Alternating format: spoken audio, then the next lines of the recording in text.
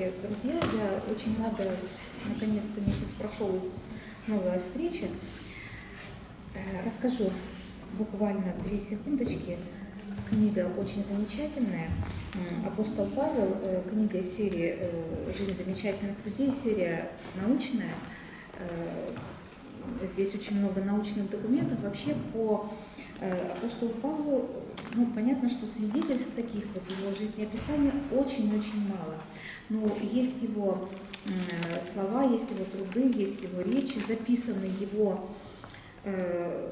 деяния другими людьми. То есть вот почитайте вот эту вот книгу, интересная. Духовная проза. Духовная проза юродивый Христа ради. Подвиг юродства — это особый подвиг, да, нам сложно его воспринимать, да, порой мы его где-то принимаем, где-то не принимаем, кто-то знает, кто-то не знает. Так вот здесь собраны художественные произведения наших великих авторов, Лесков, Бунин, вот об этом подвиге. И еще совсем небольшая книжица. Вот ее, я так думаю, что это, да, она вообще прям карманного вида, но настолько умные вещи, хочется их записать, хочется им исследовать, буквально словосочетание. Книга называется «Господи, защити меня от языка моего». Важные, нужные вещи. Пожалуйста, берите, читайте. Пожалуйста.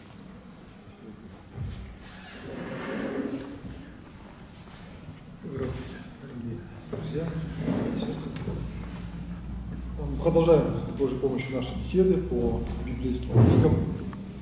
Сегодня у нас, как мы договаривались, книга Экклезиаста, книга, которая не читается за богослужением, поэтому Библия, она требует церковного изучения, особенно Евангелие, Новый Завет. Из Ветхого Завета мало что читается, скоро будет Великий пост. Давайте сразу запланируем на следующую нашу встречу, это будет март, как раз начало Великого поста. И в посту читается книга притч, поэтому следующая у нас будет тема книга притч, пожалуйста, познакомьтесь с ним. Скажите, пожалуйста, кто к сегодняшней встрече познакомился с книгой Экклезиаста? Открыл, прочитал? Сейчас мы прочитали. Давно читали. Я читала. А кто вообще ее, кто ее не читал совсем? Не читали совсем. Хорошо. Да, хорошо. Она небольшая, а многие строчки ее очень известны, особенно первая строчка. Да. А вот несколько абзацев из нее я помню даже наизусть по рекламе, точнее сказать, по заставке на НТВ. В годы нашей школьной юности была такая заставка к экологической передаче, что все реки текут в море, все вещи в труде, может человек пересказать всего, не насытиться око зрением, не наполниться ухо слушанием. Вот эти строчки были взяты в качестве эпиграфа к той передаче.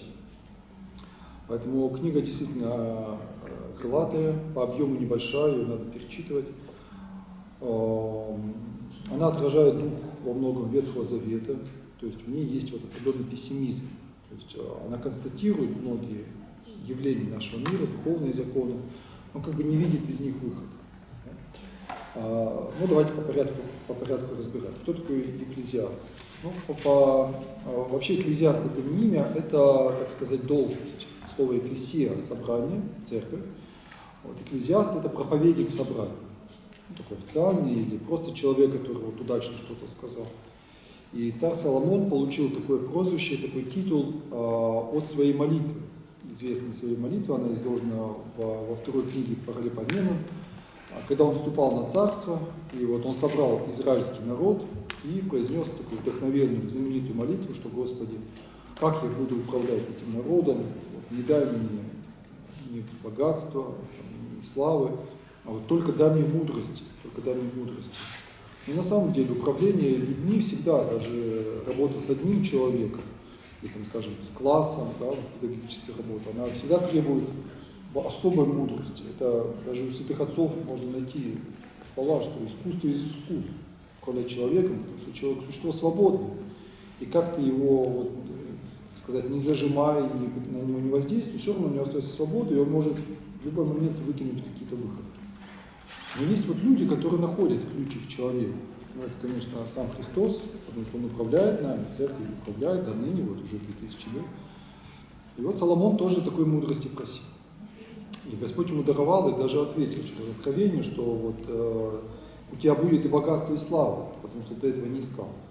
Вот. И мы на самом деле в церковь тоже мы должны идти, ища мудрость в широком смысле, то есть искать Бога.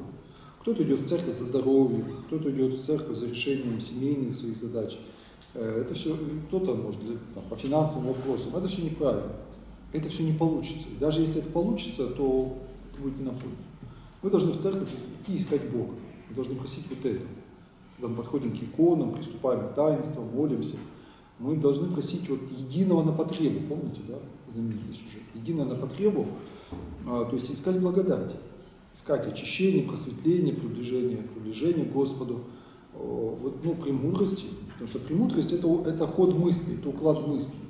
У нас мысли изначально неправильные, мы не становимся причастниками благодати, потому что у нас сам ум, он идет не туда, он от рождения уже, от воспитания, он развернут не к небесам.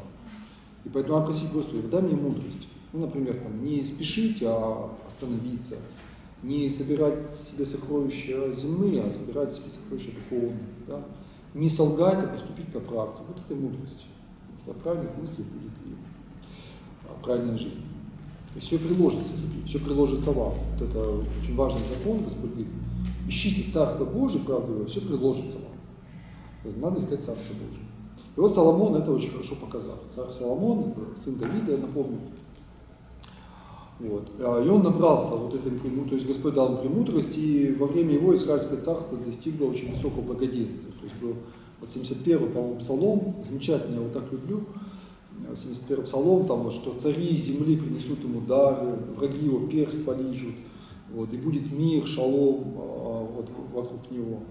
Это пророческий псалом о Христе, но в узком смысле историческом он говорит о Соломоне. То есть это было действительно блестящее царство, блестящее, очень богатое такое возвышение царства. Вот. И вместе с тем, когда мы читаем эту книгу, мы видим, что наоборот, книга является книгой разочарования. Она очень пессимистична. С чем это связано? Ну, во-первых, есть такое понятие, даже оно стало названием одного фильма, невыносимая легкость бытия. То есть, вот, когда все хорошо, парадоксально, наоборот, в душе становится все плохо. Человеку иногда бывает такая тоска, что вот, как говорят, хоть в петлю лезь. Вот все нормально, все нормально. Здоровье есть, семья в порядке, работа вроде бы, там, запас лет жизни еще есть, а вот ему невыносимо тяжело. Даже помню, читал рассказ об одном офицере, куда-то их привели на экскурсию в храм, и они там, ну, как могли помолились, а он вот так неожиданно сам для себя, вот все было нормально. Подошел, говорит, Господи, а мне бы поболеть. Знаете, у него такое желание, то есть вот хотелось себя испытать. И через некоторое время его действительно свалила какая-то непонятная болезнь, врачи разводили руками, он несколько лет лежал и болел. Он почему-то забыл об этой просьбе. Он тут наоборот стал роптать и говорит, почему вот я болею, никак не вылечиваюсь. Потом явился святой Сергий и напомнил, говорит, а ты же ведь сам просил Господа поболеть. То есть на самом деле человек ищет подвиг, ищет истину. От этого земного покоя это ему не очень-то надо, на самом деле, человеку. И вот видно по царю, что он достиг этого покоя, но он его не радует. Он не радует. Вот. Он говорит, вот и мудрость, и богатство, и здоровье, все суета. То есть слово суе, да, впустую. То есть все напрасно. Все напрасно. И вот он более подробно рассуждает об этом. Есть версия, тут вот это толковая Библия Лопухина, есть версия, в принципе, достаточно обоснованная, что это на самом деле книга написана не самим Соломоном. Вот. Дело в том, что в древности был такой распространенный прием, когда писалась какая-то книга, она надписывалась именем некого человека, и не из-за лжи такой прямо, а те, кто ее писали, искренне считали, что мысли-то его, дух его. Вот. И, может, действительно какие-то изречения Соломона, какие-то вот его наставления, речи, они остались в памяти народа.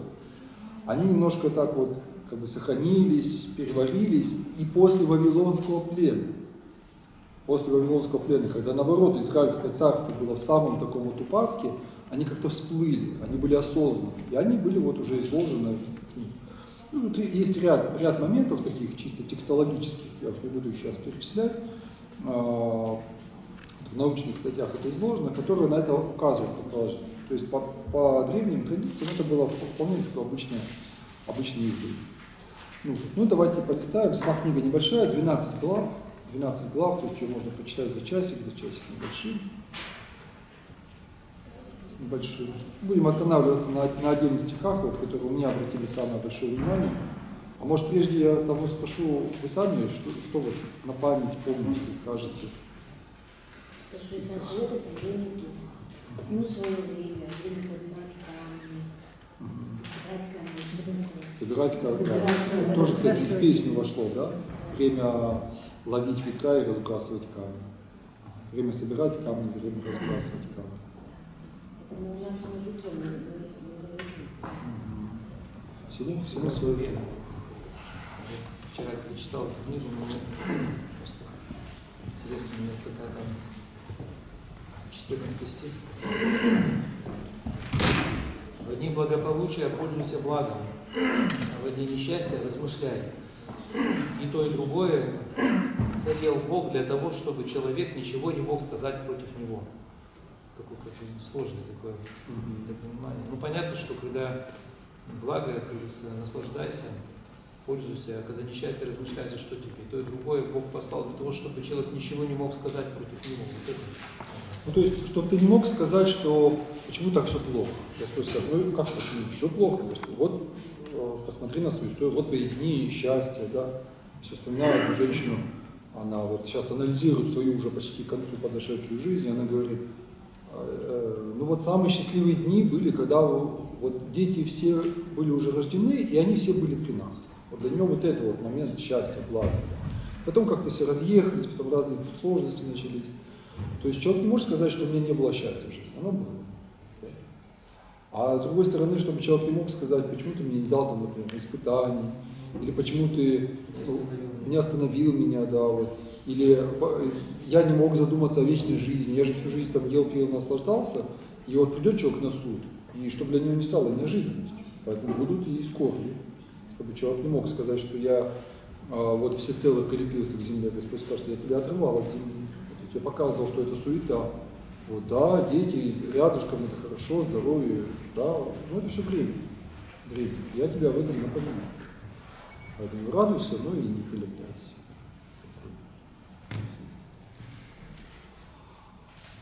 Ну, давайте вот с первой главы тогда пробежимся, а потом еще кто пожелает, может тоже свои строчки высказать.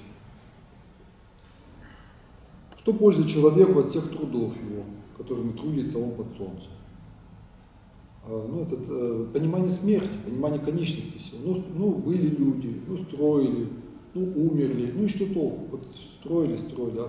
По кладбищам идешь, по старым кладбищам, знаешь, вот смотришь, там, особенно к Сенюшке, когда идешь, блаженно, там же такое кладбище, бароны, министры, ну вот они лежат. Что они сделали, кто эти люди? Видно, что им хотели поставить богатую могилу, и она вся осыпалась.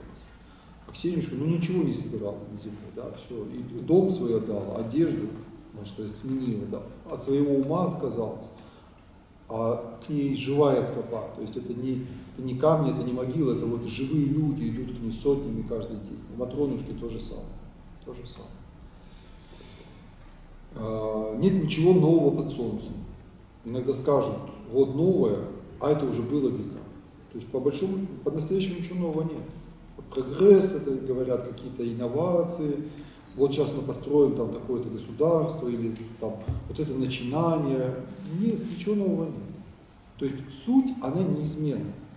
Вот как мы говорили, да, на встрече, в антропологии. То есть познай человека, познай суть человека. Хитрость, коварство, добродетельность, святость. И ты будешь знать все, ты будешь господин всему миру, если ты разберешься в человеке, ну, естественно, через самого себя. А все, вот остальная внешняя вся мишура, там, средства связи. Ну вот, сейчас у нас целый мир в кармане, а 20 лет назад в фантастических книгах такого не читали. Серьезно. Ну и что? Вот за 20 лет мир изменился кардинально. А суть как-то изменилась. Нет, так же слово, так же глаза, так же от сердца к сердцу. Мы также собираемся, хотя сейчас есть трансляции, там, телевизоры и прочее.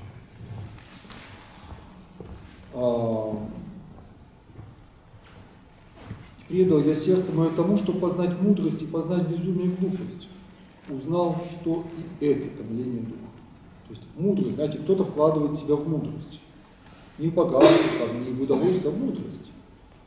Философию изучает, вот вроде набирается такой мудрости, ну, скорее тут, скажем, такой суетной, человеческой мудрости, да, Платона, Сократа, Николая Пузанского, других философов. И это суета, это томление духа. Потому что во много мудрости много печали. Кто умножает познание, умножает скорость. То есть ты много будешь знать, но мир ты испорчен. Чем больше ты знаешь, тем больше в тебе будет печаль. На самом деле. И противоречий тоже больше, потому что философия, она же вся противоречива, она же вся запутана. И вот это вот, я помню, с одним человеком разговаривал, он говорит, я неверующий, говорит, но я изучил там всю философию, так серьезно, говорит, я кочегаром работаю, ну, вот, есть такая у нас профессия кочегар-философ. Вот. Ну, серьезно, да, вот, кстати, Иван тоже. Кочегар, это философ? Кочегар-философ, да. А в советское время люди специально устраивались на такие должности, вроде формально занят, то есть тебя, да, но можно сидеть, вот, дворники, да, вот, лесники, патриарх Кирилл работал землемером, ну, то есть такие должности, где много возможностей, да, читать, сидеть. Сторожа, вот Иван как раз у нас студент. Сказал я в сердце свое, дай испытаю я тебе весельем и насладись добром. Ну и это суета. Веселье, знаете, пиры, песни, шутки, вот тоже много, да, сегодня, вот это смехотворство такое, веселье. И это суета. Опустошает душу. Хихи, ха-ха, вроде так, ну вот молодежь особенно, да, это такое время, когда ну, попади в молодежную компанию. Там даже о серьезном не поговоришь, там только вот непрестанно вот, смех, вот такое веселье, подколки какие-то беспрестанно. Что тут еще, что еще суета? Мудрого не будут помнить вечно, как и глупого. В грядущие дни все будет забыто. И, увы, мудрый умирает наравне с глупым. И возненавидел я жизнь. Какие горькие слова. Возненавидел я жизнь, то есть тошно стало человеку. Хотя ведь действительно, ему бы многие позавидовали, многие всю жизнь тратят, чтобы добиться хотя бы 10-й части его положения. А послушайте мудрого царя, он добился и возненавидел, то есть его противно стало. Противными стали мне все дела, которые делаются под солнцем, ибо все суета это мне не дух. Там, кстати, в конце будет выход. Из всего этого он такой относительный выход укажет. Я просил вас в прошлый раз как раз посмотреть. Третья глава говорит нам про время. Всему свое время. Время всякой вещи под небом. Время рождаться, время умирать. Время насаждать и время вырывать посаженное. Время убивать и время врачевать, время разрушать и время строить. Можно понять это как буквально, да? Ну что, всему действительно в жизни свое время. Время учиться, время работать, время отдыхать. А можно понимать ведь и духовно. То есть время, например, насаждать и время вырывать посаженное. Ну, скажем, в юности человек насаждает себе страсть, а потом долго-долго вырывает посаженное. Посадить легко, помню, как один человек жаловался, вот вы там, говорит, в молодости смотрел непристойные фильмы. Говорит, вот уже больше 10 лет прошло, а мучают эти картинки. То есть борюсь с ними, они прям вот противно, а они сидят. Вот время настало вырывать посаженное.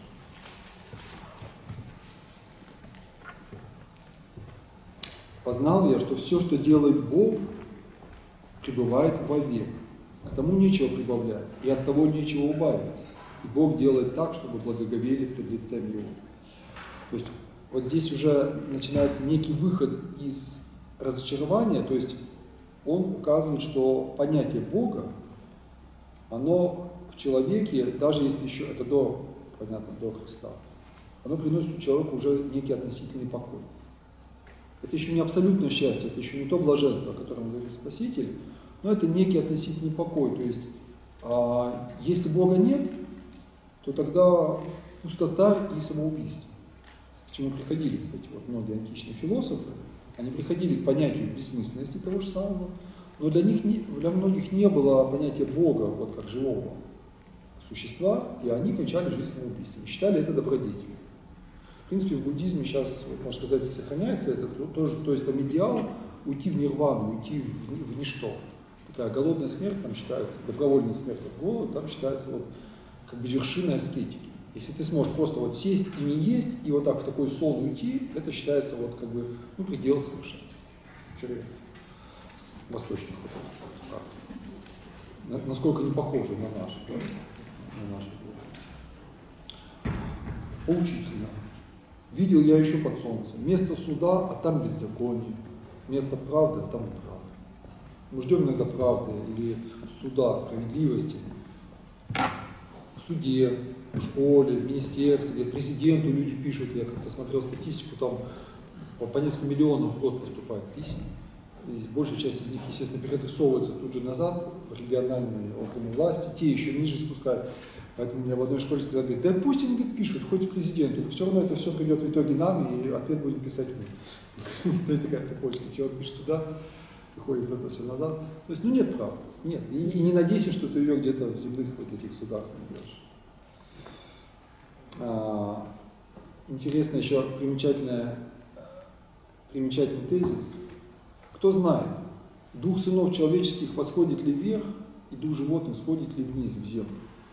Дело в том, что до Рождества Христова люди толком не знали о вечной жизни. Толком не знали. Кто-то не верил совсем, вот Николай нам в следующий раз расскажет, где это как. Кто-то не верил совсем. А кто-то верил, что она есть. Но когда они узнавали, какая она, вот здесь тоже эти строчки есть, что живущему лучше, чем мертвому. Что там ничего радостного нет за гробом. В лучшем случае если какое-то молчание, это еще хорошо, а для большинства там страдания. И поэтому радуйся жизни, потому что ничего тебе хорошего за гробом не ждет. Так вот говорили, так мыслили. Шеол, да, то есть вот, сойду в преисподнюю, пророка читал. Всякий труд и всякий успех в делах производит взаимную между людьми зависть. И это суета, это лень духа. То есть к чему-то стремишься, к чему-то рвешься, на спорт ли положил свои силы, да, на карьеру ли, что от этого будет? Распри, зависть. Христа же тоже убили по зависти. И это суета. Вроде хотел сделать лучше, вроде хотел людям послужить, а уж окружен ложными друзьями, искренними завистниками. Опять временное утешение. Двоим лучше, нежели одному. То есть даже при вот этой такой философской пустоте все-таки существует, ну как минимум существует дружба, да, существует взаимопонимание, существует взаимоподдержка. Если ты нашел друга, если ты нашел тут вот будет верную жену, то ну, это уже что-то. Это уже хотя бы, знаете, там, посидеть, поговорить. Это, конечно, еще не дорога к Богу, ну вот чуть-чуть, так сказать, хотя бы не отчаиваться. Горе одному, когда упадет, а другого нет, который поднял бы его. Если лежат двое, то тепло им, а одному как согреться? Такая семейная истина, да, что одной полено не горит. Поучение тут есть в книге. Не торопись языком твоим, и сердце твое да не спешит произнести слово перед Богом, потому что Бог на небе, а ты на земле, поэтому слова твои это будут немного. Такое, знаете, начало аскетики, то есть не болтай, не треплись. Хоть и смысла до конца не знаешь, но все-таки будь осторожен языком, потому что слова живут вечно. И за слова вот, ну, все-таки Бог воздаяние, Он наказывает, Он смиряет. Береги язык. Ну даже вот выры в законе бывают. Такие, знаете, вот человек отсидел, настрадался за жизнь, они уже очень тщательно подбирают слова. Потому что понимают, что за слова можно много пострадать. Кто любит серебро, тот не насытится серебром. Кто любит богатство, тому нет пользы от того. И это суета. Умножается имущество, умножаются и потребляющие его. Только нашу экономику, да? Бесконечно растущую. Какое благо для владеющего им? Разве только смотреть своими глазами? Похоть очей, помните, да? Сребролюбие называется похоть очей. То есть это любовь глаз. Ты смотришь, вот тебе, ну вот смотришь, ну и что? Ну и что?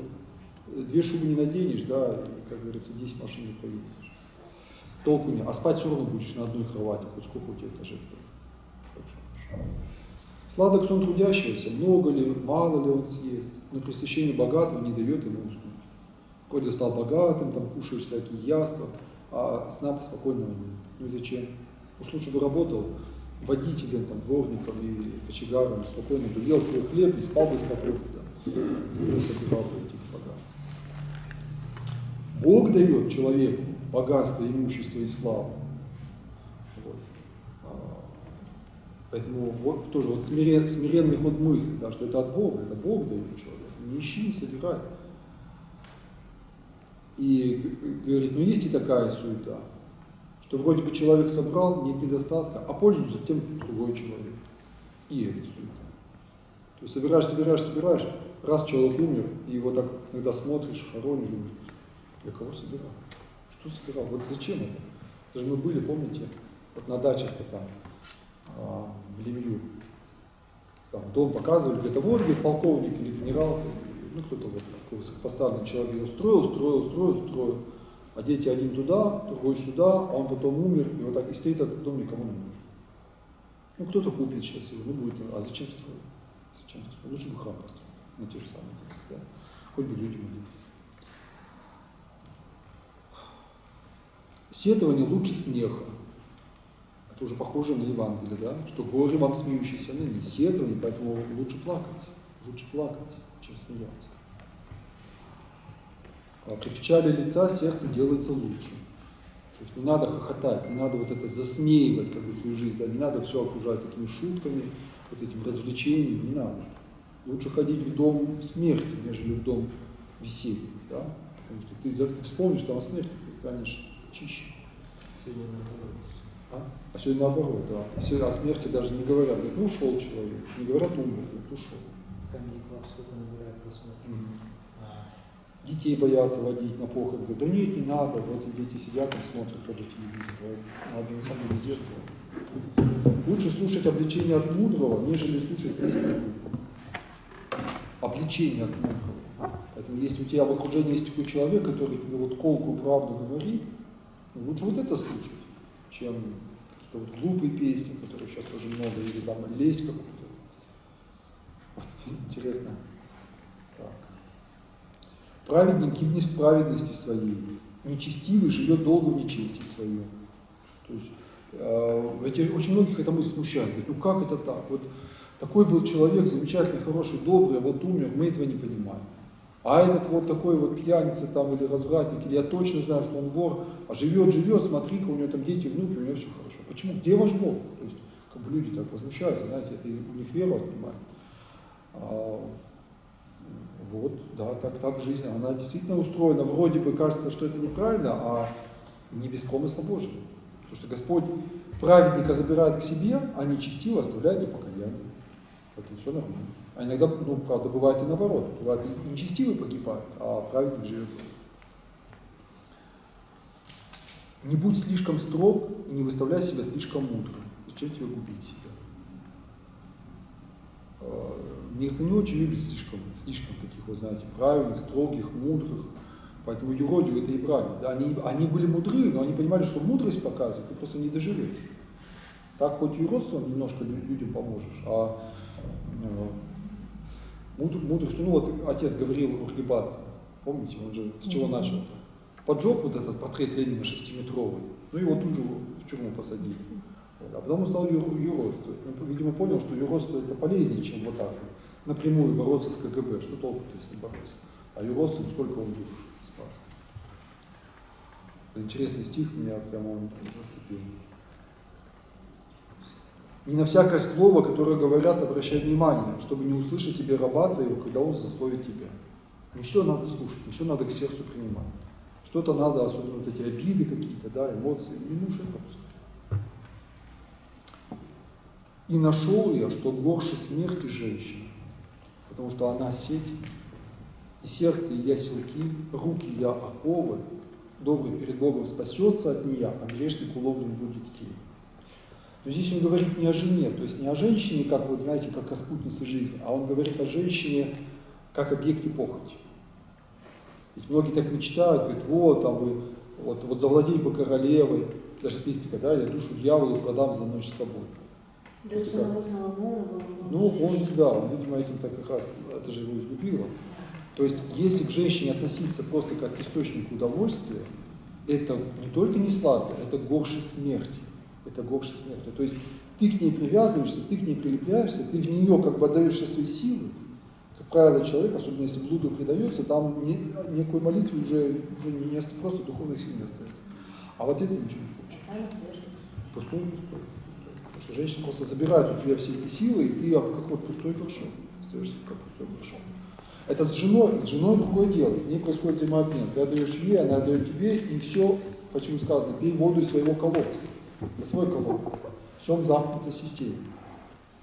То есть ты отдаешь, она отдает, но это все остается между вами, это все греется и там передается детям, и не расплескивается, да не разливается вода твоя по улицам и площадям. В притчах будем читать. Вот.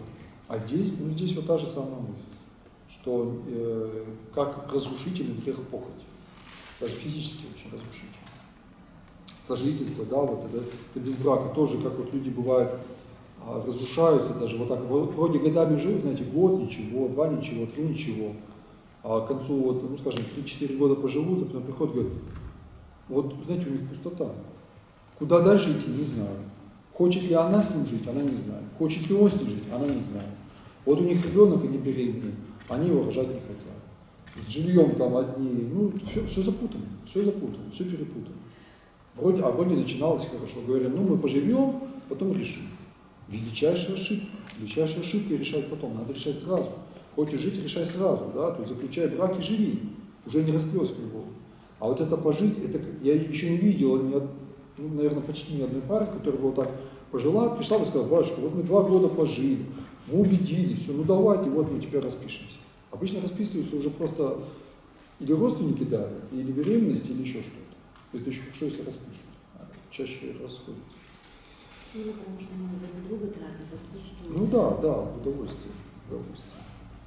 Ну вот мы к концу уже приближаемся. Итак, что делать? Иди, ешь с весельем хлеб твой и пей в радости сердца вино твое, когда Бог благоволит к делам твоим. То есть благодарить Бога, вот здесь не в смысле объедаться, опиваться, а просто благодарить Бога за то мало, что есть. То есть жить в благодарности, есть веселье хлеб. Вот кушать, но в смысле не в еде, а в благодарности Богу, что ты славишь вот это. Да будут во всякое время одежды твои светлы, и да не оскудевает елей на голове твоей. То есть вот эта милость, да, то есть не осуждай никого, не осуждай. То есть осуждение очень разрушает нас самих. Когда человек начинает там, власть судить, богатых судить, там, падших судить, говорит, ну вот я там прожил достойно, я детей воспитал, ну это я слышал слова человека. А вот пьяницы стоят возле церкви, почему вы их не гоняете, вы их еще кормите, вы их содержите, а я зачем трудился, вот, что им, то и мне, а зачем тогда, ну, знаете, как бы разочаровали. Не осуждай, то есть ходи с этой радуйся, скажи, ну, мне Бог дал свою жизнь, слава Богу, кому-то богаче, слава Богу, кому-то беднее, все, слава Богу. Так. Елей, ну, милосердие. Все, что может рука твоя делать, по силам делай. То есть делай, милость делай, и просто труды твои делай, не отказывайся. Бывает так, человек, знаете, такой, вот ничего не коснись, вот у него какой-то свой участочек, и вот любую лишнюю работу зовешь, он говорит, ой, не хочу, ой, не могу, ой, не надо, вот прямо минутку не потратил.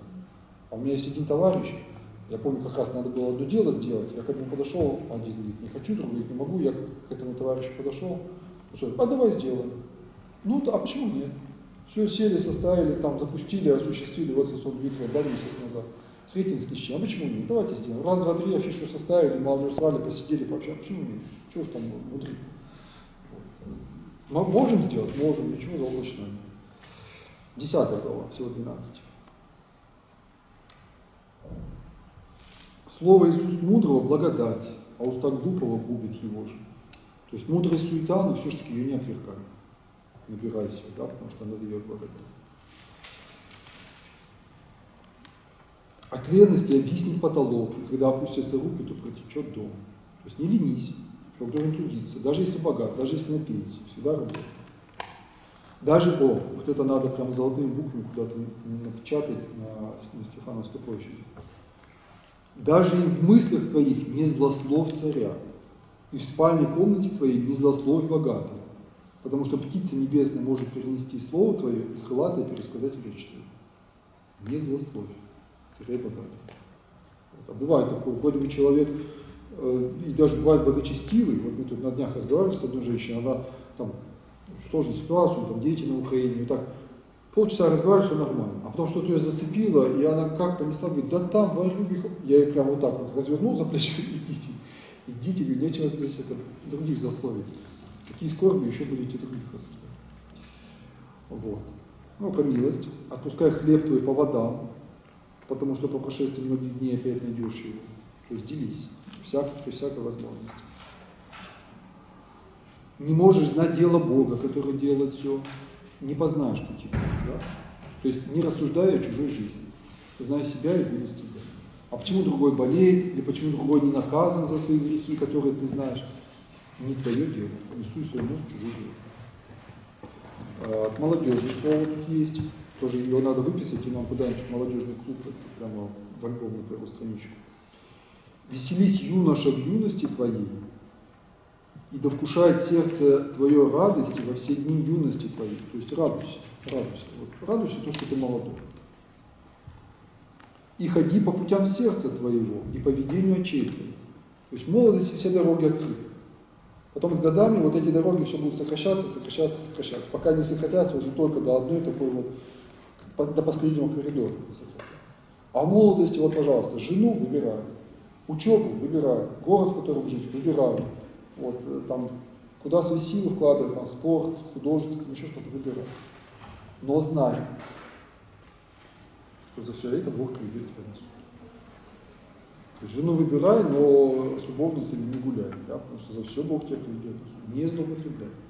Пользуйся. Вот, но неси ответственность. За все будешь отвечать. И уклоняй печаль от сердца твоего, и уклоняй злое от тела твоего, потому что детство и юность суета. Детство и юность очень быстро проходит. Очень быстро. Вообще жизнь проходит быстро очень. Вот люди говорят, одна минута пролетает, а юность тем более. Поэтому уклоняй печаль от сердца твоего. В смысле грехи. Не наполняй, не набирай себе грехов. И злое от тела твоего. Пьянство, наркотики. Потом человек сидит, знаете, печень не работает, тело не работает, потому что вот раскрыл себя, какие вот эти минутные удовольствия и сам себя погубил. Ну вот, и 12 глава, последняя. Мы приближаемся к выводу Соломона. «И помни Создателя твоего в дни юности твоей, доколе не пришли тяжелые дни, и не наступили годы, о которых ты будешь говорить, нет мне удовольствия в них». Это мы сейчас разобрали, да? Слова мудрых, как иглы, и как вбитые гвозди, и составители их от единого пастыря. То есть слова мудрые, они режут. Вот Библия, она режет, она колет, она обнажает, она тебя вот разворачивает. Поэтому многие люди читают Библию не только потому, что ленятся, потому что знают, что это страшновато будет читать. Она войдет в твою жизнь, и ты не сможешь уже этого забыть, и ты будешь стоять перед этим словом. Ты не скажешь, что это написано. Поэтому Библию на самом деле читать страшно, причем я вам скажу всем. Священникам тоже страшно читать Библию. Я иногда читаю такие строчки, которые священникам обращены, там у Иезекииля есть, да, говорит, а от вас, пастырь, я взыщу овец из рук ваших, потому что вы хромую не врачевали, голодную не кормили, а вы только мутили своими ногами воду, вместо того, чтобы чистую воду сохранять, говорит, и вот горе вам, пастырь, ты тоже знаешь, что это страшно, Господи. Может, ну это точно, мы такие вот и есть, это вот нам горе, а как мы вообще можем служить-то? Даже когда вот прям стоишь, потому что не, все, я, наверное, не буду, пойду там с ансами, потому что невозможно так служить. Потом поразмыслишь, думаешь, ну а кому-то надо служить, ладно, со смирением. Пастырь, который пасут своих семей. Да, пастырь, который пасут своих семей. Ну, то есть, это я просто пример привел. Библия любого человека, самого чистого, самого правильного, она обнажит. Она разрежет его душу и покажет его гнойники. Поэтому ее надо читать. Она будет чистить, она тебя будет выворачивать наизнанку. Ты спать не будешь, ты прочитаешь и спать не будешь. Зато исцелишься. То есть зато жизнь твоя повернется. А что сверх всего этого, сын мой, того берегись. Составлять много книг конца не будет, и много читать утомительно для тела. Сверх этого, что значит? Сверх Библии. То есть слова вот мудрость читай, а остальное, знаете, вот читать эти романы, Пикуля, там, «Войну и мир», вот это все. Это же пустое. То есть это же там нет воды живой. Там нет вот этого обнажающего. Там наоборот иногда человека вся эта вот философия, психология, она как-то его, ну, ты самый лучший, ты поверь, что ты вот самый такой правильный, что надо делать все там по своему удовольствию, да. Она наоборот человека по-шорстке гладит, по-шорстке. Живи, наслаждайся, радуйся. Все, что ты делаешь, это все правильно. Ну, психология же как говорится. Нет правды, неправды, да, нет истины, не истины. То, что ты хочешь, вот это и есть истина. Ну, если неправильно понять те слова, пояснить. Ну и последние два абзаца. Я просил подготовить их в прошлый раз. К какому выводу пришел Экклезиаст? Он говорит, выслушаем сущность всего. Вот в чем эта сущность всего? Он все вот перебрал, все испытал, все познал. И вот в 7 строчках, он в 6 строчках излагает, на свой взгляд, сущность всего. Не Бога ничего. Блага земли, не Бога ничто, значит. Да. Почитайте. Потому что в этом суть человека.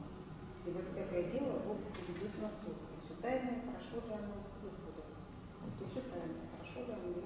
В общем, бойся Бога и заповеди соблюдай. Это же Ветхий Завет, то есть закон Божий уже был. Обряды, нравственный закон, да, не воруй, не произнеси имя Божие понапрасну, не завидуй, не пожелай себе чужого. Вот. Бойся Бога и заповеди соблюдай. Это даже до Христа. То есть, когда сегодня человек, если он даже не христианин, ну то есть вот не пришел к христианской вере, но бояться Бога, я вот частенько, я думаю, мы встречаем таких людей, да, которые как бы и во Христа, можно сказать, что не верят, ну, потому что не ходят в церковь, вот, не почищаются, но вместе с тем боятся Бога. Говорят, конечно, нет, мы точно знаем, что против Бога, допустим, слова не скажи, что надо жить по заповеди, надо жить по совести, что надо молиться, что надо, ну, все равно там хоть свечки заходить ставить. Вот это уже неплохо, но это как бы еще Ветхий Завет, да. И что за всякое дело надо вот отвечать, да, что есть страшный суд. Это многие знают. То есть даже по понятиям дохристианским знать это уже сущность всего. Но, естественно, книга Экклезиаста, как и каждая книга Ветхого Завета, она уже раскрывается, воплощается в Новом Завете. Потому что Христос, Он как раз открыл то, чего не было в Ветхом Завете. Он открыл, что вся вот эта суета, и даже страдания праведника, они не в смысле, а они приведут через веру во Христа в Царство Небесное. Вот для этого мы живем, да, чтобы туда, в Небесное Царство прийти. Вот в этом смысл жизни. И поэтому не все суета, не все суета. Вот все суета, кроме веры, а вера не суета. И мы так должны относиться. Вот на работу ходи, но это суета. Семьей занимайся, но по сравнению с вечностью это суета. То есть не отдавай всю душу этому. Да, жену люби, но это суета. Деньги там не транжир, но это суета. Бедным помогай, но и это суета. Живи по правде, и это суета. А вот то, что ты вкладываешь в Бога, то, что ты вкладываешь в литургию, то, что ты вкладываешь вот в Христов ум свой, у нас есть ум Христов, вот это не суета. Это будет жить вечно. И даже бедному, если ты просто помогаешь, это неплохо, но это суета. А если ты помогаешь во имя Христа, и так скажешь, прими во имя Иисуса Христа. Помните, да? Это милость, это благодать, это уже спасение, это уже не суета. Вот так. Ну, у нас уже Новый Завет есть, нам сказали, ищите Царство. Ищите Царство Божие, да. Вот эта книга, она немножко помогает нам понять, как люди жили и как сегодня живут, которым еще не открылось. Если мы пришли в церковь, нам открылось. То есть нам Господь прямо или косвенно, Он открыл свою благодать, то есть открыл путь в Небесное Царство. А многим не открылось. И мы, кстати, тоже можем и потерять. Бывает же так, человек вот ходит в церковь, потом что-то вот не так сделал и потерял благодать. И он возвращается, он не отвлекается от Бога, но он возвращается, как бы откатывается в Ветхий Завет. Зла не делает, но и не спасается. Ну вот такой обзор общей книги. Она идет, кстати, как раз перед песни Соломона. Пожалуйста, еще кто-то может добавить свои строчки, свои мысли, может, вопросы какие-то есть.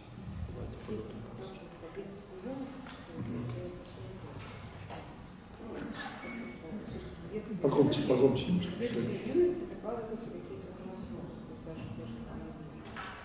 Имеется в виду суета, что это пройдет. Это пройдет.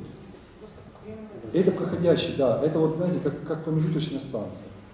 Вот ты едешь на поезде, Ты вышел на станцию, тебе так понравилось, такие там газончики, такое мороженое, такое солнышко. Ну, поезд тебе 5 минут. Мороженое возьми, скушай и садись в поезд отправляться. Так же и здесь. Детство, да, саночки, игрушечки, там,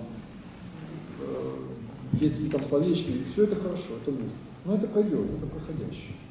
То есть потому что у некоторых людей такое бывает, знаете, остаться в детстве. Вот они или своих детей замораживают в детстве, то есть как бы психологически не дают им взрослеть.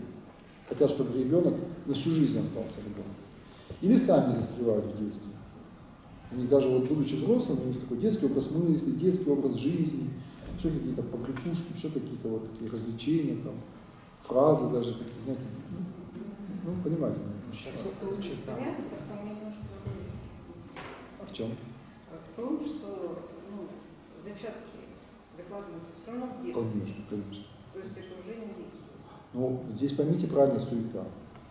Суета, это имеется в виду то, что не дает плода для личности само по себе. То есть этим надо заниматься. Ну, знаете, кошка тоже хотят воспитывать, у них тоже детство, их надо воспитать.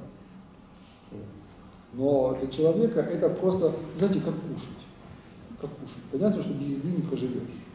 Но делать из еды кумира, это уже безумно. Также не воспитывая детей, ты не проживешь. Детей надо воспитывать. Но как бы сосредоточить на этом весь смысл жизни. Сейчас очень часто звучит, что дети это наше все, что дети это самое главное, что вот надо все силы бросить только на детей. Это ошибка. Детоцентричная, да. Детоцентричная цивилизация. Это ошибка. И в итоге мы детей теряем. В итоге у нас рождаемость ниже смертности. Из-за того, что воспринимаем детей как вот высшую радость жизни. Да, и в итоге дети идут в тюрьму, а потом с тюрьмы пишут. И пишут, вон она эти письма все читает. Они так и пишут. Говорят, нам в детстве пытались дать все. Нам давали все. Да, нам давали все. И мы потом пошли, это, ну, Татьяна тоже, наверное, знает. Но мы потом пошли искать это все там, где не надо. Там, где не надо. И поэтому оказались здесь. Вот так и пишут. Это есть просто возможно. инфантильный. Да. Сейчас это черта инфантилизма. Поэтому ребенка с детства уже нагибай шею с юности его. Чуть какое-то там чужое что-то взял, уже выпари его, чтобы раз и навсегда он знал, что это нельзя. Ну, так, образно. Хотя и физически надо. Чрезмерная опека взрослых детей не только портит. Конечно, конечно. Их надо отпускать вовремя. Почему люди это делают? Люди потеряли Бога, то есть потеряли сладость общения с Богом. Они потеряли то, что самое главное, это вот в молитве, это благодать. И они, естественно, этого ищут. Кто-то в бутылке нашел, понимаете, кто-то там в кабаке нашел, а кто-то в детях нашел. Вот у него, мне кажется, что вот дети это все, это вот предел счастья, это вот это да, это, конечно, это духовная ошибка. Это дети неплохо, это, мы же не противники детей, мы очень любим детей. Мы, конечно, тоже умиляемся, мы любим с ним поиграть, побеседовать, все это мы любим. Мы понимаем, что у тебя ребенок меняется каждый день. Сегодня он такой, завтра он другой, послезавтра он с тобой будет видеться. Но если 10 минут в день ты поговоришь, это считай, что много. А послезавтра, как один отец говорит, да если бы я детей 20 минут в неделю бы хотя бы видел, лично, вот так вживую, у меня не было бы большего счастья в жизни. А у него даже этого нет. Живут далеко. Телефон еще. Ну, то есть не дети, как бы, плохо воспитание, привязанность, отношения неправильные. Нет, там отношения нормальные, просто Нет, вообще дети вообще. просто. То есть чрезмерная привязанность к детям. Привязанность, да. То, о чем говорили в прошлый Да. раз, что главный смысл жизни – это семья.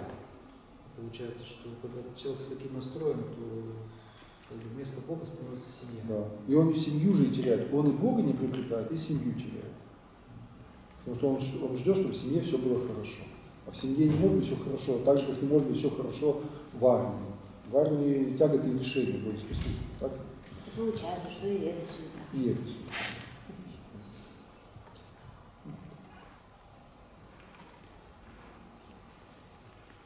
Мне понравилось такое размышление одного человека про эту книгу. Он говорил, что я когда ее читал, такое ощущение, что в принципе, если человек ее прочитает и неправильно поймет, он скажет, что зачем вообще всю эту работу, это что суета, семья, он может в такую крайность пасть. Но он так сильно, как бы такой человек рассудительный, он так себе объяснил, что это не значит, что этим ничем не надо заниматься, но все равно, что он говорит, что потом строить. И строить надо, семью создавать, и учить, и работать. Но ты всегда должен как бы в таком здоровом пессимизме пребывать, как бы сомневаться, а туда ли я иду? Да. А не слишком ли много работы занимает в моей жизни? Да. Не слишком ли много, слишком ли я много вкладываю в этот дом? То есть как бы человек, он должен постоянно, как бы каждый день себе задавать вопрос, где я? И не стало ли незаметно для меня самого, в моем сердце, вот это заняло, этот дом стал моим идолом. Кумиром. То есть вот это что суета. Это не значит, что вообще это надо в другую крайность пасть, ничего не делать. Ну это же суета, все равно дети умрут, там, ты умрешь, дом разрушится. А это действительно очень часто сегодня говорят. Вот встречаешь знакомых, так доброжелательно, не вопрос, а просто скажешь, говорит, а почему вы не ходите в церковь? Вот, ну просто, вы хрещеный, а почему вы не ходите? Вот скажите, почему? Говорят, да вот как-то, так, кстати, говорят, да вот как-то все суета, сами даже понимают, что суета. Да вот что-то вот работа, вот дети, вот Ваня, там дача, вот лес, вот сейчас лето закончится. Ну вот как-то все тут, а понимаешь, что это напрасно. То есть если ты все это делаешь без Бога, ты все это потеряешь, и все это все равно время. А вот почему-то воли, я говорю, так вы начните хотя бы, вы можете из 2 часов, вот 2 часа в неделю Богу отдать. Сколько вы тратите, например, на ту же баню, там 2 часа в неделю. Вот Богу отдайте те же 2 часа. Просто поставьте себе как неснижаемый остаток, 2 часа, то есть 1 раз в неделю быть на службе. Не заходить свечки поставить, а быть на службе. Делайте это и, скажем, месяцев подряд. И, возможно, ваша жизнь, она начнет разворачиваться. А их все устраивает. Ну, бывает, что не устраивает, бывает, человек даже сам говорит. Бывает, что устраивает, говорит, да нет, в принципе, у нас все нормально. Вот это время, да. Ну, это тоже это неправильное отношение к Богу, когда воспринимается церковь просто как место лишения проблем. Тоже говорят, да, вот был у меня сложный период, я вот как-то ходил. Потом все решилось, я перестал. Это, конечно, круто. Ну, в начале беседы отец Максим сказал, что нужно искать царствие. Если ты ищешь Бога ради того, чтобы Он помог тебе какие-то проблемы решить, если это неправильно. Но на самом деле с этого все начинают. Это, в принципе, нормально. Ну, может быть, это шаг, да, такой первичный Первый шаг. шаг, ты идешь не к гадалке, а в церковь, это уже хорошо. Тебе нужен там велосипед. Ты его получаешь, и вот здесь уже вот, проблема не в том, что ты просил велосипед, а в том, что потом ты стал просить мопед, потом машину. И так ты ходишь по кругу. То есть ты получил велосипед и говоришь, Господи, я помню, что это работает, и ты начинаешь духовно расти. И большинство людей, которые стали свидетелями чудес в Евангелии, они, в общем-то, искали, прагматично, они искали здоровье. Ну, Хананьянка, она же, ей же не до богословия было, там, она просто, у нее дочь бесновалась. И она просто вцепилась в Христа, чтобы дочь исцелилась. А потом уже это чудо совершенно, она как бы ее так встряхнула, она стала от земного к небесному возноситься. Возможно. Это не написано. Вот 1 из 10 прокаженных, Господь ему говорит, вера твоя спасла. 10 исцелилось, вернулся только 1. Ну 10 они искали, Они искали здоровье, да. А этот вернулся благодарить. То есть благодарность Богу спасает. То есть ты ищешь там, у тебя не можешь работу найти, ну приходи в храм, проси только работу пока. Но когда ты ее получишь, Бог ждет от тебя благодарность не в виде там формальностей каких-то, а в виде твоего духовного роста, что ты уже там не только будешь уже еще что-то просить, уже дома. Ну да. В принципе, это нормально, просить у Бога чего-то и видеть. Просить, да, хлеб наш Но насущный. проблема в том, когда ты на этом застреешь на всю жизнь. Согласен. Так что, мне кажется, мы все возрастаем от чего-то такого примитивного к чему-то более. А когда человек пришел, он работу найти не может, все время там в семье раздраиваешь, ну это все суета. Вот, Ну, разумеется, тут надо правильно эти слова понимать, не передергивать. Хотя иногда и то все равно говорит, в контакте говорит. он просто не готов это еще выслушать. Возможно. Ну да. Он развернется, уйдет, просто скажет. Поэтому мы и говорим, давайте помолимся, давайте попросим, Господь милосерден, Он дает, и все равно как бы напоминаем, но давайте задумаемся над тем, что самое главное это все-таки да, обозначить тоже надо, чтобы не превращать церковь в такой комбинат духовных услуг, что вот записка об этом, записка о том, о болящих, путешествующих.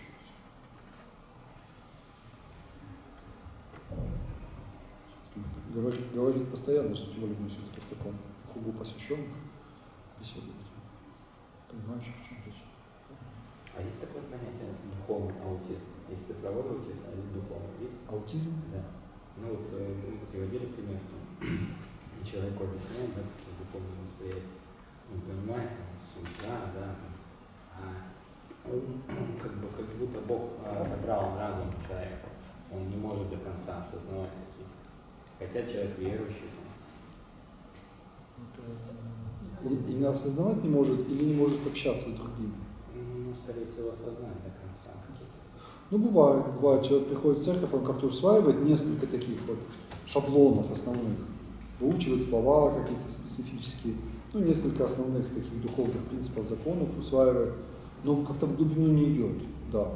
У него такое потом даже нежелание, вот он такой доволен тем, что он научился относить одежду правильно, научился говорить там «Спаси Господи», вот, научился, ну, вроде так, смирение, может быть, такое показное. А такое вот какое-то горение, порывы, бывает, что нет, да. Так, кстати, очень часто. Внешний человек. Но это не аутизм, да, это Здесь, мне кажется, паралич. очень глубокая такая тема. Любой навык, он развивается. Если, предположим, ребенка в детстве, Это через мозг передавать, идет информация. Это сейчас мозг тоже информация. это модно сейчас психологизировать. Все психологизирует. Здесь, мне кажется, такой же принцип, как и везде. Если ребенок вырос в семье людей, которые только работали, в выходные просто пьянствовали, понятно, что у него вкуса к музыке не будет классическом, он будет слушать детские стапели. У него не будет живописи вкуса, так, не будет кинематографа. И когда с ним попытаешься поговорить о живописи, да, он тебя не поймет, ты с ним не сможешь. Он, в принципе, вроде как слышит, но он тебя не понимает. То же самое в духовной в душе есть какие-то такие навыки, которые они развиваются, видите, постепенно. И в этом проблема, особенно вот в России. Вот недавно мне попала статья, которая размышлялась о том, почему только в русской церкви мужчин намного меньше, чем женщин. Их практически нет. Этой проблемы нет ни в греческой церкви, ни в сербской, ни в грузинской, ни в болгарской. Даже в русской зарубежной церкви, уже объединившейся, там мужчины составляют как минимум половину прихожан, а в русской церкви ни женщины практически. И люди пытались, просто есть такая проблема. И она усугубляется. Там многие факторов, но я вот там один момент такой, который, мне кажется, может быть даже ключевой, базовый, но очень глубоко. Это менталитет русского народа. То есть ошибочно предполагать, что если ребенок рос на какой-то такой примитивно-культурной грядке, что он придет в церковь и останется. Потому что церковь — это же синтез искусств. Человеку должно на все органы, на все части естества воздействовать церковь. А у него нет вкуса к пению хорошему. То есть он все равно поет. У него нет вот этого утонченного эстетизма. Ведь святые отцы не русской, а Вселенской церкви, они же крещение приняли, им было уже почти 30 лет. Василий Великий, Григорий Богослов, Иоанн Златоуст, но они сформировались вот в такую было прекрасное образование. У них был развит вкус, они изучали философию, и в церкви они нашли, они задавались глубокими вопросами, которыми всегда человечество задавалось. Откуда зло вообще, что будет после смерти. И они эти ответы искали вот везде. То есть они изучили, это были образованные люди своего времени. Философия, там, они точно науками занимались, там, геометрия, медицине они разбирались, Василий Великий, например. И они в церкви нашли ответы на все вопросы. А если человек, он живет как потребитель, а сегодня в России сегодня это вот, то у него, он не понимает, зачем церковь приходит, что там. Если я правильно понял, это мысль отца Дмитрия, я уже тоже не раз над этим вопросом задумался и слышал комментарии. Да, если я правильно понял, вот наша церковь в силу разных причин, в основном из-за синодального периода Петра I, а потом сразу после этого начавшегося советского периода, она стала очень такой, знаете, боязливой на делах. То есть у нас есть вот свой строй богослужения, свой определенный уклад, и сверх этого мы очень боимся что-то сделать. Там вообще в богослужении ничего не трогают. Проповедовать, никуда не надо, давайте, пусть люди сами придут. Какие-то дела, да зачем, да не надо. Там, Ну, в общем, мы вот только какую-то вот узкую дорожку знаем. И вот женщине, в принципе, это устраивает. Женщина, она так устроена, то есть ей нужен такой, как раз какое-то вот такое постоянство, ритуал. И, в принципе, она чувствами это все воспринимает, поэтому для женщины это нормально. Мужчина устроен по-другому. Мужчина – это тот, кто развивается, и тот, кто, развивается, в смысле, речь тоже развивается, он развивается как бы научным путем. Ему надо умом, то есть ему надо какую-то пищу для ума, ему надо какие-то свершения, дела там. Ну, допустим, такие храмы у нас есть там с куполами, с крестами, как кто-то когда-то придумал. Ну, а почему, может, какие-то новые надо формы, да, еще там какие-то шедевры архитектуры создавать. Вот мужчинам это надо. А у нас сегодня в церкви, ну, я сейчас вот так смело рассуждаю, просто обрубаются руки. То есть прямо на уровне начинания. Но это в основном историческое наследие. Знаете, в советское время там даже проповеди нельзя было говорить, не то, что там куда-то в школу ходить. Даже в храме, чтобы сказать проповедь, священник чуть ли не уполномочен по делам религии брал разрешение. И чуть ли не согласовывал с ним, что он будет говорить. За это могли сажать. Проповеди не говорили. Вот служу по уставу, все, и ни шагу влево-вправо. Ну, кстати, да, Поэтому мужчин у нас мало, потому что мы ничего не там службы, да, а нету такого соборного соборности у нас нет, общения. да, общения Даже мало. братья с католическими протестантами, они собираются больше, и в общении у них раскрывается. Вот это как раз мужское начало. Я У нас не очень мужское. Ну, возможно, я как-то общий духовно-интеллектуальный уровень народа. И это тоже, да. То есть, если ребенка с детства в семье не говорят о вечности, ну, даже не применительно к вере, да, если отец там, работает на 2 работах, он пришел, поел, включил телевизор, попил пиво, лег спать. Суббота, воскресенье, они там в аквапарк сходили. То есть ребенок, он, как бы такое, он наследует от родителей такое полускотское существование. Поел, попил, вот, а церковь, она же, человек, который приходит в церковь, он ищет. У него вкус есть, как тут поют. Да. И церковь, она ведь была законодателем искусства. Да. А сейчас в нашей церкви проблемы с хорами проблемы. То есть, чтобы службу полноценно служить, там, это на 3 часа длится в день, да, это минимум должно длиться. Значит, хоры должны петь так, чтобы человек эти 3 часа как-то пролетели для него незаметно. Во-первых, и хор должен быть соответствующий, у человека должен быть вкус к церковному пению. Да. А если его нет, он скажет, он вырос на ласковом мае. И это вот, и вот церковное пение, вот это глубокое, эти тексты богослужебные, его просто цеплять не будут. Я понимаю, что вы говорите. Если я вырос, я ходил на службу в соборе в большом городе, где хор пел очень великолепный, там рейтинг такого уровня. Я прихожу в деревенскую церковь, и там бабушки поют и там заикаются и неправильные слова, то мне это ухо режет. Так нет, с чего вот наш диалог начался рассказать, что вот аутизм духовный. Я понял, о чем вы говорите, но это нельзя назвать, наверное, аутизмом. То есть человек, он в разных плоскостях находится. Да. То есть человек, у него есть душа, но в принципе вопросы, которые должны волновать разумного человека, не всегда волновали до христианства. Философия, христианство не отвергло ведь философию. Ну, да. Оно и просто взяло и осветило. Да. А в России в России мужики всегда хорошо умели воевать. Вот этого нет. Все остальное у нас совсем остальное. Считалось постыдным, Библию же первую сожгли боялись образования, боялись. Это очень проблема глубокая. И вот почему в России нет русской церкви, в России мало мужчин. Там это в века проблема уходит. И вот вы об этом человеке говорите, с кем разговаривали. То есть это проявление общей вот этой особенности русского менталитета. Аутизм может лучше понять как слово, как неспособность общаться. Вот. Аутизм же это когда у человека внутри что-то идет, но он не может выразить. Не могут воспринять информацию. Ну, возможно. Ну, тоже такая есть проблема. У нас у православных не бывает такого, когда он не может слышать других и не может свои позиции вывести. Ну, возможно. Это понятно, что человек может это психическое заболевание, расстройство, да. Но я говорю о том, что если человек вот до 30 лет вопросами не задавался, сложно, наивно ожидать, что вот когда ты с ним начнешь говорить о вечности, ну слушай, а ты знаешь, вот вообще после смерти-то ты думаешь, что в принципе тебе осталось жить там, может, лет 30-40, да?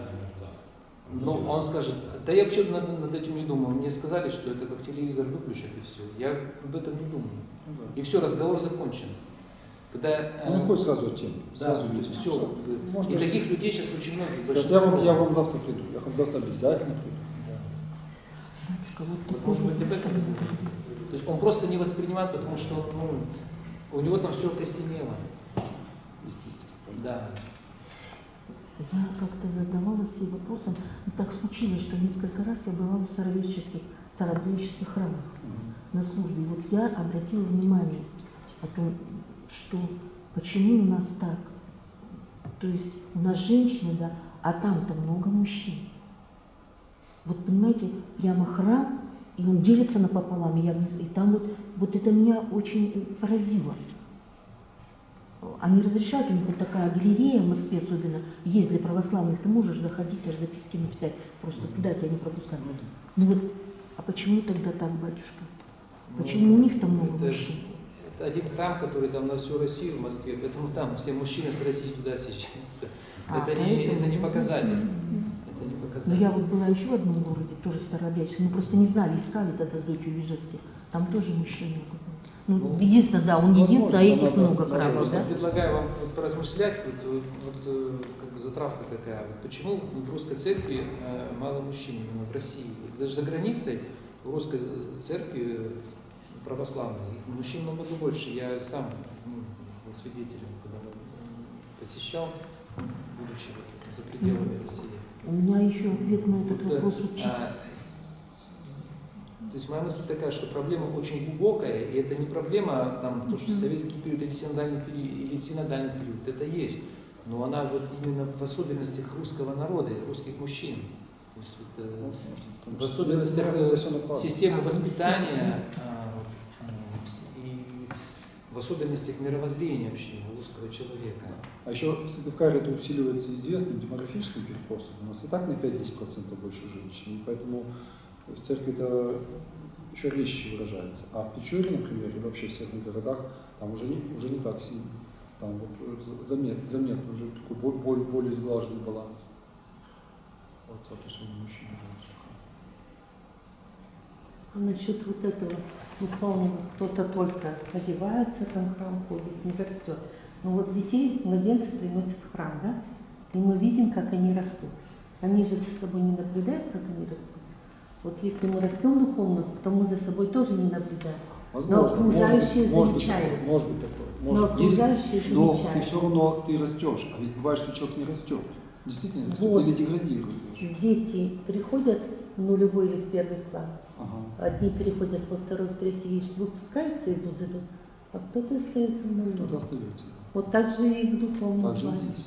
Конечно, я согласен, что рост не всегда заметен. Господь и говорит, что закваска, она действует незаметно. Семя растет незаметно.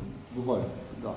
Я здесь не сказал, что обязательно это вот внешне должно Нет, быть. я не говорю, я вообще Тут опять такой момент странности, человек говорит, а я вот духовно расту. Я вот, Нет, человек не да, замечает. с первых видов, что у него что-то не то с ним. Да, такое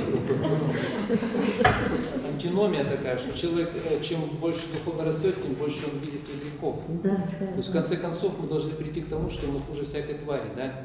Вот такое противоречие как будто бы. да. Вокруг Да, ангела. то есть, ты с одной сам стороны, видишь. да, мы духовно растем, с другой стороны, видим, что мы никуда не растем.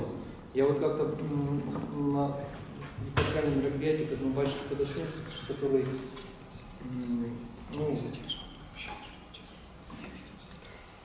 который раньше меня рукоположился, я говорю, ты знаешь, отец, там такой, я что-то это, совсем, говорю, это, не знал, что вообще во мне столько всего. Он говорит, ты знаешь, я когда рукополагался, тоже себя считал неплохим человеком. То есть, получается, что видение грехов своих, это, наверное, признак духовного роста, Да. возрастания. Приближение к Богу, да?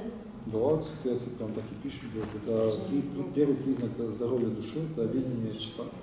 Масленица, да, морского песка, у нас грехов, как морского песка. Да, это Осипов, профессор, часто любит повторять. Ну вот Пимен Великий говорил, что поверьте, ну, братья, где сатана, там и я был. Уже чудеса совершал. Уже там людей исцелял там.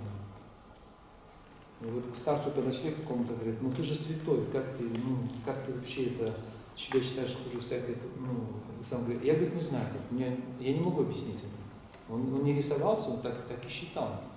То есть это логика не объяснить. То есть они, будучи святыми, Чем ближе человек к Богу, тем больше он будет совершенствоваться. Ну, Господь нам сразу все наши грехи не открывает, чтобы нам, Но вы в ужас пришли. чтобы, да, Вы постепенно. покончили бы с собой, как ужас. у меня такой был период, я как раз, вот мне правда открылась, это просто, да, это как в аду. Это как раз был ковид, этот ковид у меня вылился в такую жуткую депрессию. Я увидел себя таким, наверное, какой я есть. Я думал, что это все, это конец уже. Потом Господь как-то помиловал, и все ушло немножко так. А потом такое ощущение такой общей легкости, такой вообще лично Пасха у меня наступила, сердце так разлегчилось. Ну, ненадолго, правда. Ну, такие страдания, конечно, я, наверное, уже я никогда на том свете даже не забуду. Поэтому святые, они такие моменты переживали, что, о которых они даже не говорили.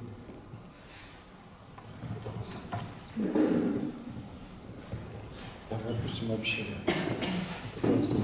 Больше, чем на часик не задерживать. Ну что, если у кого есть еще что теплое сказать, говорите. Если не дороже, чем молчать. А может и нет. Вот я работаю в высшей коррекционной школе, так и до этого я в районе работала в следующем. 35 лет. Математика, физика, и в техникуме еще работала параллельно. И вот у нас сначала был класс, я их 2 года вела, 5-6, потом их объединили, у меня забрали и дали мне опять. Я сначала, конечно, расстроила, потом думала, все, воля Божья. И тут Вова, очень он как-то, в 5 классе, когда был, он говорит, ко мне давно родственники не приходят. Ну и плачет. Что делать? Я говорю, ну давай, Вова, помолимся. А он говорит, а кому будем молиться? Я подумала и увидела икону, а у меня икона в кабинете была. Я говорю, ну давай царской семье помолимся. Ну мы встали, помолились. На следующий день руки у меня пришли. Я сижу в кабинете, тетради проверяю, Вовка убегает, глаза вот такие, целый пакет сладостей. Ко мне родственники приходили. Я говорю, а ты что думал, мы с тобой Бог царство? Мы с царской семьей, целой семьей помолились. Ну ладно, потом 7 класс объединили, и там с Пашкой детей привели, объединили, у них другой класс руководитель, и один мальчик так хочет обидеть меня чем-то. Я не обращаю внимания, когда они там такие приходят, я говорю, ну, Паши сегодня нету, когда Паша придет, я буду с ним разговаривать. Они начинали раньше певать, я говорю, не трогай. С Пашей другой кто-то пришел, мы с ним не разговариваем. Он сидит, не знает, что мне сказать уже. Я не обращаю внимания, где я вашего Бога не люблю. Я еще рот не успела открыть, Вовка поворачивается, говорит, а вот предстанешь ты перед ним, что ты тогда ему скажешь? Да, какая-то там мудрость. Да, как-то вот это. Ну вот, поскольку здесь педагоги, я вот все-таки, как говорится, не могу никак успокоиться. Детям не ставят мышление. Это проблема. То есть нету глубины взгляда на мир, поэтому, а как если человек не имеет неглубокий взгляд на мир, он не будет смотреть в корень и как бы от земного к духовному возноситься. И семья тоже, само собой. Вот все это вот так вот на другое накладывается, и люди в церкви видят, большинство людей больше как бюро духовных услуг. Потому что и школа стала тоже каким-то бюро. Общий уровень вот такой вот тенденция культурно-интеллектуальный. Вот в России, конечно. В рамках этого я призываю всех, уже один раз говорил, еще раз призываю, все-таки отходить от электронного общения, отходить от восприятия информации электронной, от передачи информации. То есть все-таки вот как можно чаще разговаривать, встречаться, особенно с детьми, вот меньше роликов, меньше фильмов. Вот именно слово оживляет душу, слово оживляет ум, слово ставит мышление, о чем это Дмитрий говорит.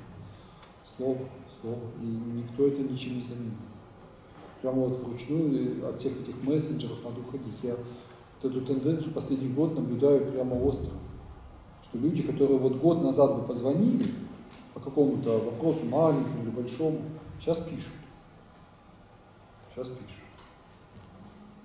А электронное общение, оно же меньше соединяет, оно передает информацию, но не передает душу, не передает духа. Да и информацию передает в крифе. Вот это пишет, ведь тоже часть сердца вкладываешь. Ну, вкладываешь, но это именно часть, это гораздо меньше, гораздо меньше. Уже это несопоставимо меньше. И это допустимо в отдельных ситуациях. Вот, конечно, есть там переписка, допустим, на войне, заключенными, там еще, да, иногда в отдельных случаях письмо может быть даже сильнее, чем живое слово. В отдельных случаях бывают такие ситуации. Но вот так вот в повседневной жизни надо все-таки больше общаться. Не болтать, не сторонних пустословить, или говорить лишь бы что-нибудь сказать. Говорить тоже надо, по сути, немного, но все-таки говорить. Голосовые сообщения, это еще хуже, чем текст. Это еще хуже, чем текст. А, конечно, мы тоже пользуемся, когда там вот уже поздно, иногда до скорости. Но, честно сказать, скорблю, вот в 10 часов открываю, допустим, там телефон ответить, там за день насыпалось 20 сообщений. Я отвечаю для скорости, да, голосовые. Я думаю, ну а почему же человек не позвонит? Вот можно же было позвонить в течение дня, обсудить, решить. Бывает маленький вопрос, а вот вживую его обсуждаешь, из него вырастает все гораздо глубже и серьезнее, чем только этот вопрос. Когда начинаешь разговаривать, как-то живые души соприкасаются через разговор, и вот и мысли рождаются, и проекты рождаются, идеи рождаются. Поэтому давайте общаться. Да. Общаться. Хотя бы звонить. Вот один из моих учеников, он уже выпускник, он тоже к нам пришел с Пашки, уже довольно взрослый, он заболел ковидом и лежал в больнице. А вы у меня, говорю, в друзьях, через меня он нашел к вам. А я ему все время насчет бранных слов говорила. Он из больницы такой воодушевленный вышел, говорит, я отцу Максиму заявку отправил, друзья. А он мне сказал, если уберешь матерные слова, то я вызову. Я говорю, конечно, их убрал. Потом он мне эту переписку показывал, ваши ответы. Говорит, я сейчас хожу в храм. Слава Богу. Да. Ну да, вот для времен ковида, конечно, бывает уместно какие-то там ролики, трансляции. Да. Вот. Но в целом социальные сети, мессенджеры, конечно, разъединяют. Иллюзия расширения круга общения, иллюзия простоты, а глубина теряется. Я даже детям стараюсь говорить, что книгу лучше вот в таком формате читать, чем в электронном. А еще лучше вживую слышать от человека. Вживую. Ну, да. То есть если вот в книге что-то есть, ту же Библию, ее вот почитаешь это одно, а это же должно быть живое питание, это все равно с кем-то, с толкователем, с наставником, с учителем, с тем, кто уже как-то вот этим живет. Библия даже сама изначально появилась, ее же не сразу так записали. Сначала это была просто передача живого предания. Написали сравнительно поздно. Есть такое начинание в России, библейские кружки, люди собираются, не раз в месяц, а раз в неделю читают Библию. Ну вот синагогальное богослужение, вот ветхозаветное, там ведь и в субботу они собирались в синагогах, потому что храм был один. Евреи уже после Вавилонского вот этого плена, они жили там вообще по всей вселенной уже.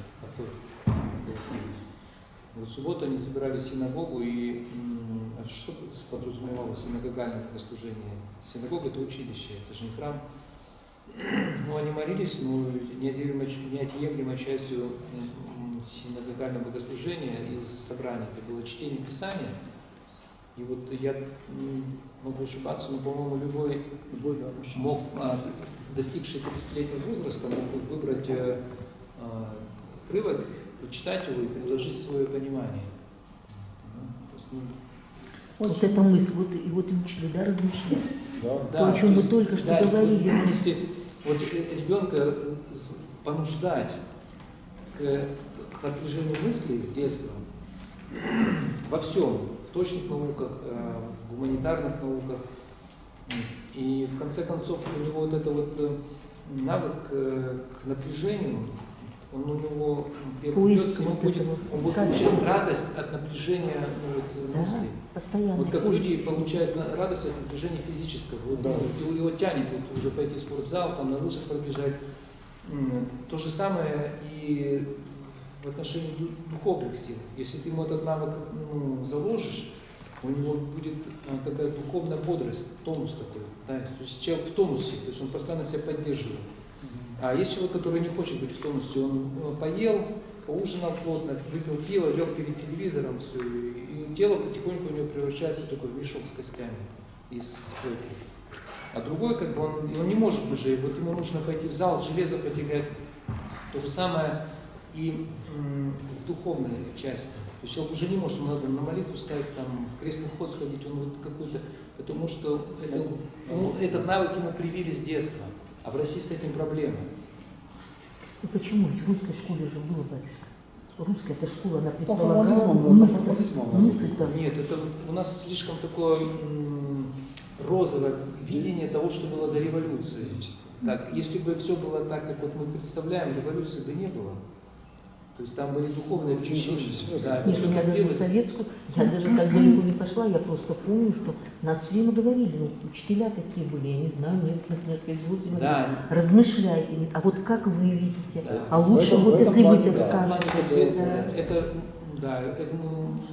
Это было достижение и сильная черта советской школы. Но там проблема в том, что фундамент был неправильный, поэтому ничего не получилось. Единственное, что да, там, ну, кто вот это вот опускал, ну, это опять же родители кому говорили, шепотом тихо.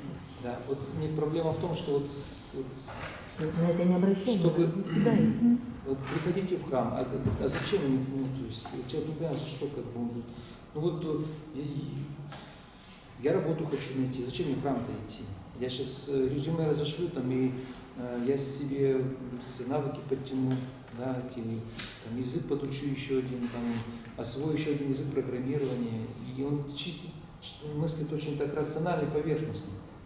Говорит, зачем мне в храме идти, когда я сам могу все себя сделать, конкурентоспособен на рынке труда, найти работу.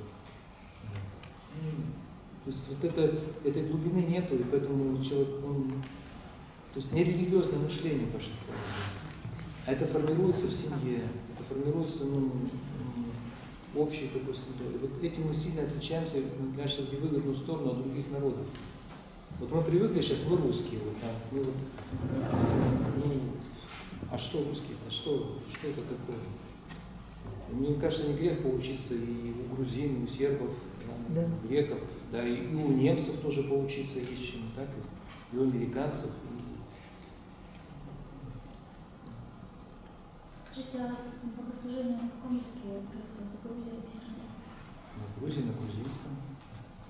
Ну там все понятно, там вот прямо ты следишь по служебнику и просто вот, как возглас он дает на грузинском, ты, то есть там чин один и тот же. То есть люди понимают то, что говорится? Ну, обычные люди. Был такой, кстати, период, когда в Грузии служили на церковно-славянском языке, и люди практически там были пустые. Да, потому что просто ничего не В Российской империи такое было. Там же и патриаршество было упразднено, оно, кстати, патриарх грузинский был поставлен уже после войны, по-моему, если не ошибаюсь. То есть там были, в общем-то, кое-какие перекосы. И одно время там совершалось, когда Грузия была частью Российской империи, там богослужение совершалось на церковно-славянском языке. Конечно, это была проблема. Сейчас там служат на грузинском языке. Поэтому там очень больше. Мужчина трудно встретить, чувствует себя дураком. Да, мужчине нужна Да, пища то для есть ума. вот он, я как дурак стою здесь, я мог бы там, да, это от того, что нету. Это проблема нашего богослужения, большая проблема. Надо рассказать, как отец Поднимаем, Иван работаем, рассказывал. объясняем, рассказываем, да. И все равно это проблема. И она То есть она из поколения в поколение у людей должен воспитываться вкус к богослужению. Потому что церковь должна задать чувство, и вкус, и язык, Да. вот это все вместе.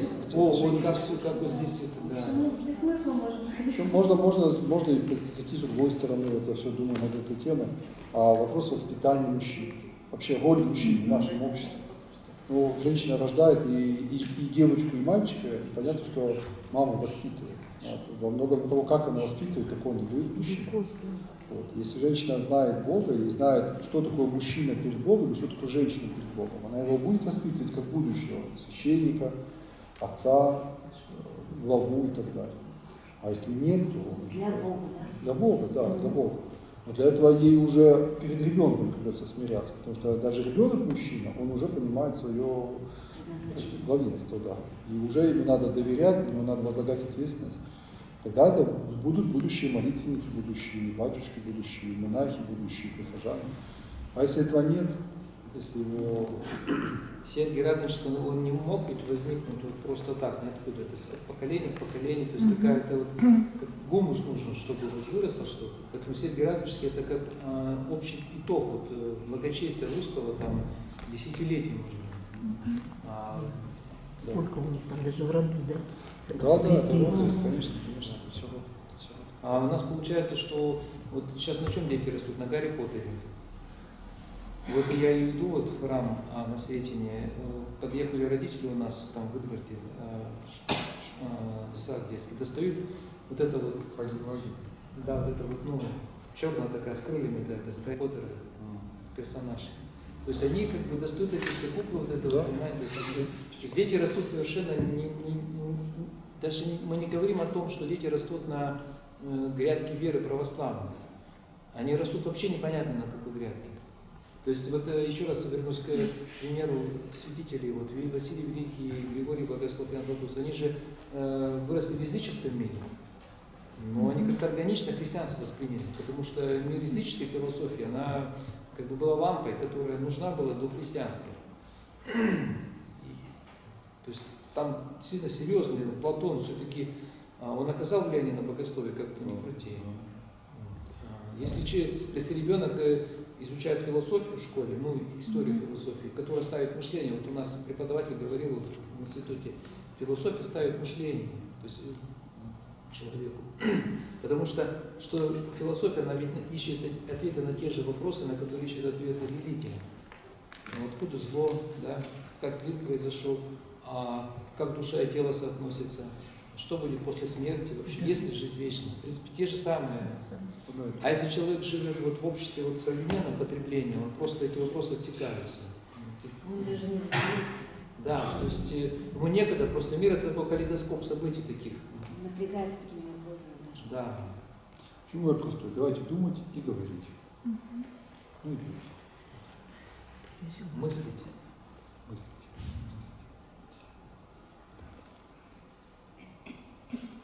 Мне одна женщина недавно сказала, чем больше я начинаю читать молитвы, или акафисты начинаю больше говорить, у меня больше проблем в жизни появляется. Ну, это же хорошо. Хорошо. Это что-то ведь неправильно. Ну, если она хочет меньше проблем в жизни, то ее тогда не в церкви. Читать меньше молитвы, да? В санатории. Там меньше проблем. В церкви там никто не обещал, что будет. Просто обещают. Помолись, здесь решится так. Нет, так не обещал. Там решится так, но что мало не покажется. Иго мое благо, конечно, Господь говорит, иго мое благо. Но это иго, и время мое легко. Мальчик, можно я вопрос задам? Ну, это не к теме, вообще просто я... Мне вот это выражение объясните, пожалуйста. Дай кровь, прими дух. Что объясняет? Дай кровь, прими дух, дай жертву. То есть отдай свою жизнь и получишь дух. Получишь благодетельство духа. Чтобы получить благодетельство духа, надо поступиться. Посвяти свое время, положи свое здоровье, отдай свою честь. Ну, в смысле, там, прими какое-то бесчестие, прими унижение. То есть... И получишь дух, Господь. Если ты во имя Христа это делаешь, получишь. Да. Здесь я тоже это, помню это выражение, тоже на нем размышлял со временем. Ну, я сначала понял, что нужна суровая аскеза, именно телесно, чтобы из плотского стать духовным. Да. То есть там такие строгие посты нужны, там поклоны, вот это вот все такое. То есть вот она плоть, вот ее надо просто... И это тоже. А на самом деле это неправильно. Дела плотские, говорят, подвиги До Игнатия плотские. Бринчанинова я тоже говорил об этом. Плоть это не собственно плоть и кровь, которая Царство Божие не наследует, а плотский разум. Вот. И если правильно понимать это выражение, что нужно умертвить плотский разум, чтобы его место занял духовный разум. Откажись от всех мышления. Да, и вот здесь аскеза, она является частью этой работы, но не давлеющей. Тут можно вот ошибочно принять. Вот я недавно, кстати, слушал современный есть филолог, он такие интересные ведет беседы, сказка о золотом петушке Пушкин. Как глубоко он ее раскрыл, там оказывается вообще такая глубина в этой сказке. Оказывается, вот в России была ересь такой... Помните? Значит, канал называется таким образом. Я потом пришлю. Вообще мне так понравилось. Значит, он рассказывает эту сказку, ну, читает, а потом такая глубина там. Оказывается, была ересь скопцов такая в 17 веке в России появилась. Они считали, что отдай кровь, это значит оскопить себя, а потом это место прижигалось железом каленым. Они считали, что раз такая жертва перенесена, значит, это является пропуском Царства Небесного. Причем эта ересь, к удивлению, очень быстро стала набирать своих последователей. Скопцы. Ну там же Скопец, один из главных героев этой сказки о Золотом петушке. И он параллельно рассказывает о том, ну, почему Скопец появляется в этой сказке, да? Вот у Пушкина. И он так, и там, и святых отцов цитирует, я вообще так,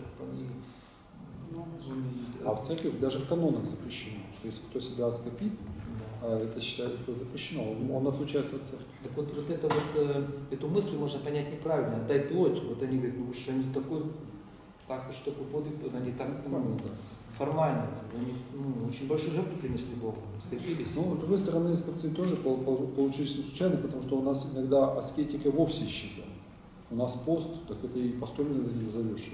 На наши постные столы посмотреть там. Я уже молчу про столпничество, там, или бдения ночные, или лежание на земле, как вот церкви радуются. Ну, почти нет, очень мало. А люди-то ее хотят, поэтому мы должны говорить, вот про все вот эти строгие вещи мы должны говорить. Мы должны говорить про посты, то, ну, понятно, что не заставлять, но говорить, что такое есть. Должны, строгие заповеди должны быть. Призывать надо людей к добровольной бедности. Да понятно, что она не для всех, это не обязательно заповедь Христа, но хоть немножко-то о ней мы должны говорить. Что кто хочет следовать, вот пойди раздай свою вещь, нищим, следуй за мной. У нас немножко, но есть такие люди, кстати, добровольно делают. Поэтому вот это, ну, надо правильно понять, духовно понять. А если понять это вот эту мудрость вот так вот, ну, слишком плоско, то можно, ну, в общем, дров наломать. Руки отрубали, да, брось, если рука соблазняет, брось, отсеки, брось. Я поэтому что-то, как это не дай кровь, не дух. Дай кровь. Ну, совсем без поста нельзя. Это мне Соловьев, я читаю. Ну, он же по Игнатию и в основном говорит. Потому что Христос все-таки постился, все-таки Да, постился. не в плоти самого, говорится, злота. Потому что ведь платоники и последователи Платона, они же, в принципе, их называют христианами до Христа. У них плоть считалась темным началом. Греческое слово сома. Плоть, сима – это темница. Сома, сима. Плоть, темница души. Значит, нужно эту часть уничтожить, ну ее как бы задавить. Да, и тогда даст свободу духу. В общем, дух должен вырваться из темницы. И вот они, вот у них аскеза была такая, то есть они не лечились, не мылись там. И считали, что таким образом они дают свободу духу. А у нас, мы, современные люди, какая нам аскеза? И мыться тоже. Ну хотя бы не каждый день. А я бы вот, ну, знаете, в смысле, хотел...